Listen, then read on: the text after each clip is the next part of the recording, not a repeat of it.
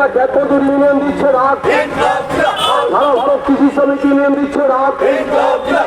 ইনকলাব জিন্দাবাদ, ইনকলাব জিন্দাবাদ।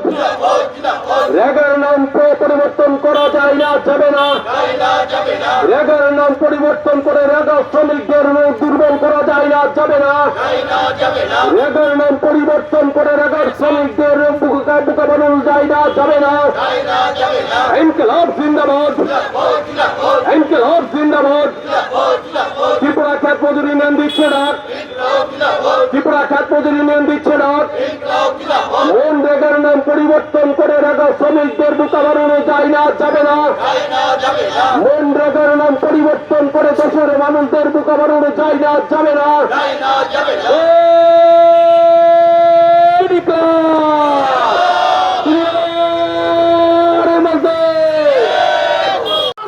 গরিব অংশের মানুষ কাজ করে পয়সা উপার্জন করবে না, এটা করতে পারবে না, এটা কোনো দরকার নেই। এখন কি বলছে, আমি যেটা দেখলাম এই বিলের মধ্যে বলছে যখন কৃষি মরশুম তখন এই জায়গাতে মানে এখন যে বিলটা আনছে তাতে কোনো কাজ করা যাবে না। তো কৃষি মরশুমে যদি কাজ না হয় তাহলে এতগুলো শ্রম দিবস সৃষ্টি হবে কি করে? বলছে করা যাবে না, কৃষি মরশুমে কাজ বন্ধ রাখতে হবে। তো এই যে সমস্ত আজগুবি বিষয়গুলো নিয়ে এনে ভারতবর্ষের গরিব অংশের মানুষের উপর আঘাত নেমে আনছেন, তারা অধিকার থেকে আক্রান্ত হচ্ছেন।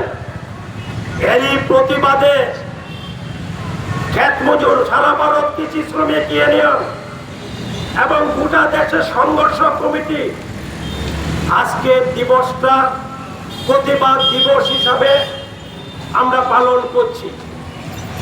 আমি এটা মনে করি যে এই আন্দোলন কর্মসূচির মধ্য দিয়ে